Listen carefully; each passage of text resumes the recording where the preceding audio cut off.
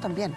Cristóbal, volviendo a la historia, volviendo a la revisión histórica, grandes hitos que te llamen la atención para contarle a nuestros amigos en casa sobre el encuentro, ¿no?, de dos mundos, el encuentro de los españoles con los nativos, la evangelización que se produce no solo en la isla grande, como hablamos, sino que en todas las islas pequeñas que la rodean. Claro, lo que pasa es que hay que mirarlo más de la perspectiva del archipiélago, digamos, si nos vamos a hablar geográficamente en Chiloé. Ahora, lo que pasa es que la identidad chilota es bien especial, como lo decía Ángel, por ejemplo, Chiloé nunca fue parte de Chile en el sentido estricto. Finalmente Chiloé termina siendo anexado en 1826 en unas circunstancias bastante particulares. Porque la monarquía, entiendo, se mantiene en una resistencia... Los chilotes fueron bravos. Muy fuerte. Fueron bravos soldados durante la época de la emancipación. En fin, buena parte de las expediciones que se mandaban desde el Perú llegaban a Chiloé a reabastecerse de soldados, de pertrecho, etc. Pero además también hay una historia que es poco conocida, que, a ver, Simón Bolívar fuerza al gobierno de Ramón Freire a hacer una expedición, que es la última, porque las anteriores habían sido un fracaso. La primera con O'Higgins, que conquistan Osorno y Valdivia. Después Lord Cochrane corre con colores propios y se va a Chiloé, y ahí Antonio Quintanilla lo manda con la cola entre las piernas gritándole: estas islas son del rey, mi lord. Después Freire hace otro intento de invasión en 1824 y un fracaso también. Finalmente Simón Bolívar amenaza a Freire, están las cartas donde le dice: si usted no va, voy a ir yo. Y Chiloé va a ser territorio peruano, porque él es el dictador del Perú en ese momento. Entonces, los españoles habían abandonado Chiloé hacía mucho rato, o sea, la monarquía española había dejado a los chilotes a su suerte. Entonces, Antonio Quintanilla, que era el gobernador de Chiloé, dice: bueno, aquí hay que salvar Chiloé de alguna forma. Entonces le ofrece Chiloé a los británicos. Están los documentos en los cuales Quintanilla le pide por favor a la corona británica que lo convierta en una colonia de la corona, porque antes de ser chilenos ellos prefieren ser británicos.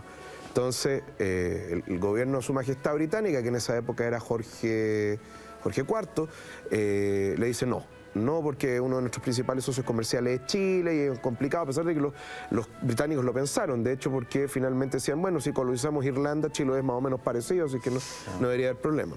Como los británicos dijeron que no, entonces Antonio Quintanilla le ofrece Chiloé a los franceses.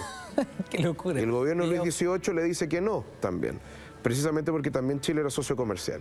Y finalmente se lo ofrece a los peruanos, es decir, a Bolívar. Pero Bolívar también se niega, no le responde nunca, porque la expedición de Freire ya iba en camino. Entonces los chilotes se defienden durante todo lo que es finales del 25 y principios de 1826, pero finalmente ya no había nada que hacer. O sea, el ejército chileno era superior y terminan anexando Chiloé. O sea, podemos sentenciar que los chilotes son chilenos por descarte, por defecto, la última alternativa. Déjame terminar la historia, ahí vas a darte cuenta cuánto nos amaban los chilotes.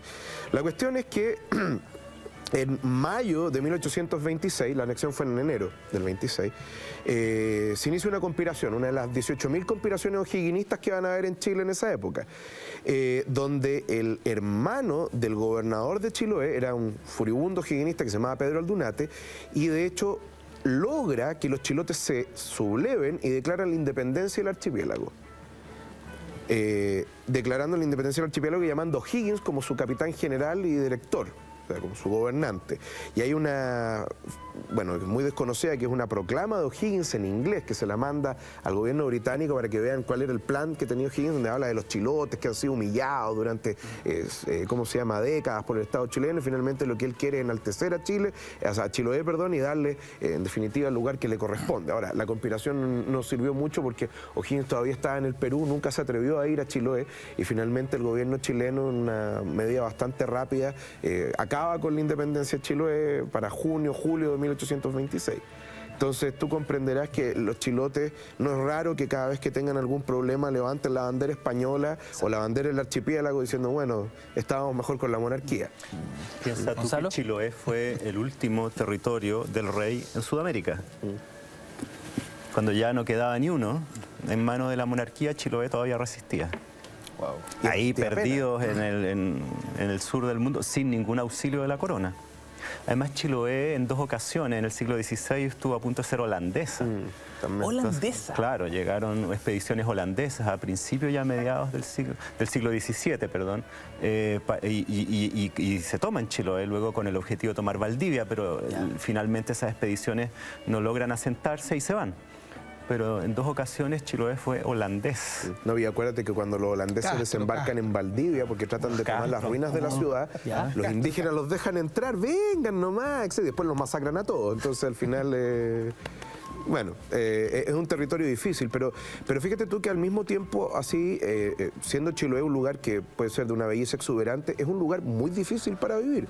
Claro, hoy día tú tienes carreteras, motores de combustión interna, tecnología, pero imagínate lo que es vivir en una isla donde llueve buena parte de los 365 días del año, donde cuando tú vas fundamentalmente hacia la costa que da el Pacífico, tú tienes que los árboles están cortados, así, porque finalmente esa es la parte donde les da el viento. Entonces, ese es como el yunque donde se entempla el acero, digámoslo, y el chilote es extremadamente resiliente.